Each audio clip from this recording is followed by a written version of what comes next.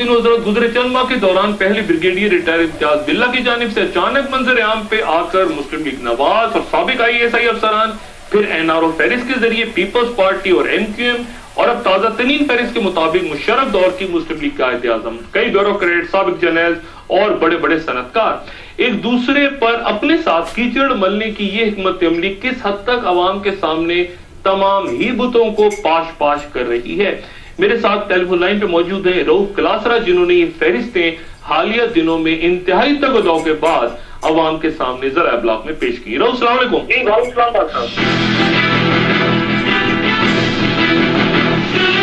रऊफ, ये बयान कीजिएगा कि ये सारी कौम की तवज्जो NRO पे है, लेकिन जाहिर है कि और भी बहुत कुछ हुआ है गुजरे चंद सालों में, बल्कि दिहाइयों में इस मुल्क को मुख्तलिफ अंदाज में लूटा गया है। ये बयान कीजिएगा इस मरहले पे जब NRO की तरफ हम जा रहे थे, पहले भी ये हुआ कि अचानक ये इम्तियाज बिल्ला साहब निकल के सामने आ गए, और अब ये हुआ है कि ये कर्जे माफ करवाने की फहरिस्तें सामने आ रही हैं। तो आपको क्या लगता है कि ये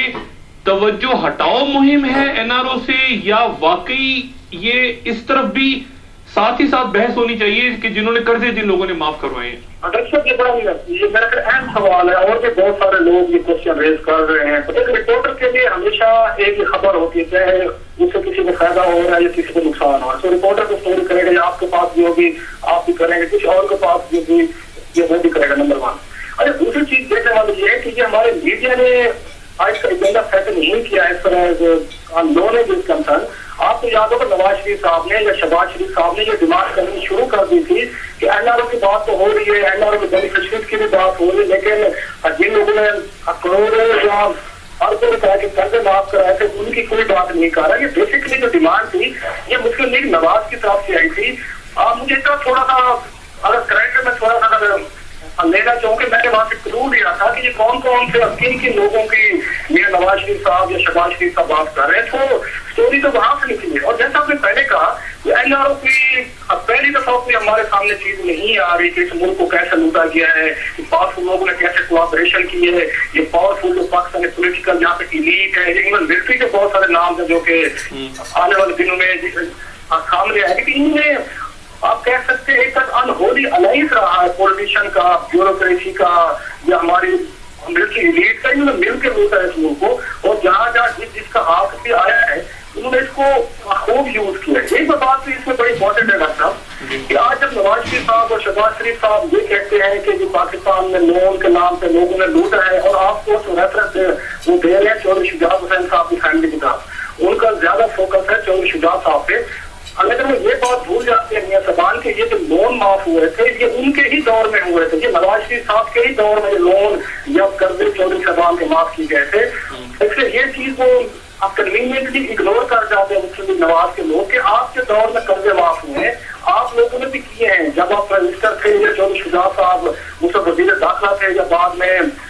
जिस पॉलिटिकल गॉडफादर का रोल अदा करते रहे, लेकिन इस मामले में मेरा ख्याल है वो मुस्लिम नवाज भी चुका है और कोई बात नहीं करता कि आपने चौधरी साहब के कर्जे क्यों माफ किए थे। आज आप डिमांड तो कर रहे हैं कि आप इन लोगों से आप रिकवर करें पैसे, इनको सजा मिलनी चाहिए, इनको खिलाफ ना होना चाहिए। अच्छा रो मुझे ऐसा लगता है कि इस पूरे खेल में यानी पहले ब्रिगेडियर इम्तियाज बिल्ला आए तो मुस्लिम लीग नवाज के ऊपर सारा कीचड़ चला गया कि IGI की लिस्टें पुरानी और वो मेहरान बैंक वगैरह वगैरह वो सारा सामने आ गया। उसके बाद ये हुआ कि NRO की लिस्टें सामने आई तो पीपल्स पार्टी और MQM डिफाई पोजिशन में चली गई। अब ये जो लिस्टें आई हैं इससे मुस्लिम लीग जो कायदे आजम है वो डिफेंडिंग पोजीशन में चली गई, वो वजाहतें कर रही है अपनी। तो आपको क्या लगता है कि ये एक दूसरे पे कीचड़ उछालने के चक्रों में, और दलील सिर्फ यही है कि जी हम बुरे नहीं है दूसरा भी बुरा है, जी वो गरीब दलील है कि जी हम तो चले जो हैं सो है, दूसरे भी ऐसे ही हैं, ये एक दूसरे को एक्सपोज करते चले गए इस पूरे अरसे में।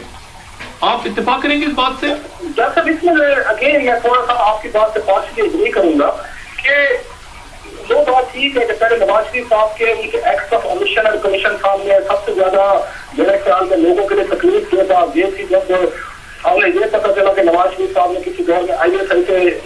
35 लाख रुपए स्पीकर फंड से दिए थे इलेक्शन लड़ने के लिए, वो बकायदा उसको कंपेन के हैं, लोगों ने ब्रिगेड इंचार्ज को डिस्क्रेडिट करने की कोशिश करी। उसके साथ कहानियां बनी कि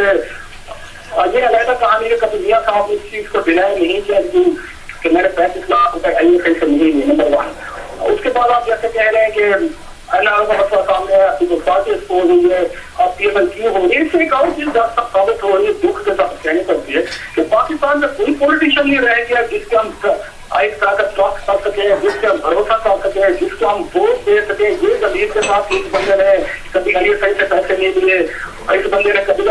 قرضہ معاف نہیں کرایا, اس بندے نے کبھی جا کے NRO ٹائپ ہوئی, انہوں نے ڈیل. اچھا مجھے یہ بتائیں رو, مجھے یہ بتائیں یہ جو لسٹیں ہیں یہ خود بخود کیسے آ گئی ہیں ان کی؟ یعنی مسلم لیگ نواز نے پہلے کہا قرضوں کو معاف کروانے والوں کے خلاف کارروائی ہو, پھر بابر ایوان صاحب نے بھی کہا, بابر ایوان کی طرف سے بھی مطالبہ ہوا, اور پھر یہ لسٹیں آ گئی سامنے, اور وہ کہہ رہے ہیں کہ کچھ عرصے کی لسٹوں کا ریکارڈ جل گیا. شاید میری تو کوئی یادداشت میں نہیں آ رہا کہ کوئی آگ لگی ہو ایسی قومی اسمبلی میں جہاں ریکارڈ جل گیا ہو سارا. میرے ڈاکٹر میں تھوڑا سا اس کے پرسپیکٹو کو تھوڑا سا ٹھیک کر دوں. اصل بات یہ ہے کہ پہلی دفعہ اس پہ ایک ہوا تھا, کوشچن ہوا تھا نیشنل اسمبلی دلجیت طاہر صاحب ہیں پاکستان مسلم لیگ نواز کے MLA, انہوں نے کوشچن ڈالا تھا 1994 میں کہ اب تک 85 سے آن ورڈ جتنے قرضے معاف ہوئے ہیں ہمیں ان کے جو بینیفیشریز کے نام بتائے گئے. اس کی باقاعدہ ہے کہ انہوں نے جو بینک میں تمام اس میں بینک تھے اس وقت آپ کو یاد ہوگا سارے کے سارے نیشنلائز پرائیویٹ بینک نہیں تھے. انہوں نے وہ لسٹیں بنا کے پولیٹیشینس کے, فوجیوں کے, جو دوسرے ڈفرینٹ لسٹ کے ساتھ کے ان کے ناموں کی بہت بڑی موٹی فہرست بنا کے نیشنل اسمبلی کو بھیجی گئی تھی, اور یہ وہیں کے وہیں پڑی رہی تھی. اب پرابلم ہمارے جرنل کے ساتھ یہ ہوا ہے کہ ہمارے صحافی جب کسی چیز کو نہیں مل سکتے, کوئی چیز ان کی ایکسیس میں نہیں آتی, پھر اس میں وہ کنسپیریسی تھیوری دیکھنا شروع کر دیتے ہیں کہ یہ دیکھیں گے کہ وہ لسٹیں نہیں مل رہی, آگ لگ گئی ہے, جل گیا. اب آپ کے سامنے وہی لسٹیں سامنے آ رہی ہیں. میں نے اپنے کہیں نہ کہیں سورسز سے یہ لسٹیں مینیج کی ہیں آپ کے سامنے, نہ اس میں کوئی آگ لگی تھی, نہ ریکارڈ کو جلایا گیا تھا, نہ اس کو غائب کیا گیا تھا. یہ ابھی بھی چیزیں میرا خیال نیشنل اسمبلی کے وارثات کا حصہ ہے. ایک تو لسٹ وہ تھی جو میں بتا رہا تھا پردیپ طاہر صاحب کے سوال کے جواب میں تھی. سیم چیز 2002 میں جب نئی پارلیمنٹ ہے تو اس وقت پھر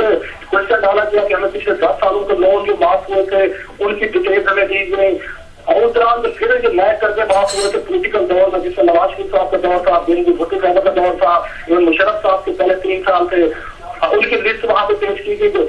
اور وہ سیکرٹری کی لسٹ کیا تھا. پھر 2007 میں دوبارہ ایک وہاں پہ کوشچن ڈالا بلکہ ایڈیٹر جنرل آف پاکستان نے جو اسٹیٹ بینک آف پاکستان کا وہاں پہ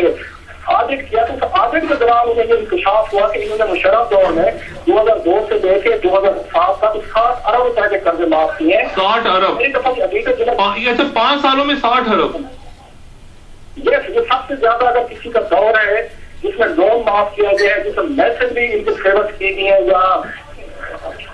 انڈسٹریل طبقے کو, اس میں ٹیکسٹائل اونرز ہیں, اس میں آپ کی شوگر انڈسٹری ہے, اس میں مین اینیمل کے ساتھ کے جتنے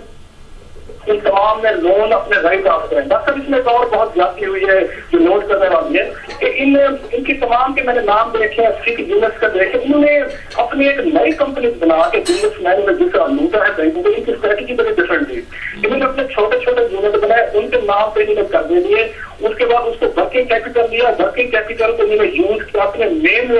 بزنس کے لیے. وہ پیسہ اٹھا کے اپنے انہوں نے جو ان کی مین انڈسٹری کی اس میں یوز کیا, اور جس کے لیے پیسہ لے رہے تھے یونٹ کے ان کو انہوں نے فک اور ڈیفالٹر اور بینک لاپ سے انہوں نے قرار دیا کہ بینک اسے پیسے معاف کرائے. اس میں تو انہوں نے آپ کہہ سکتے ہیں کہ بیسیکلی بینک کے لوگوں کے ساتھ مل کے انہوں نے فراڈ کیے تھے.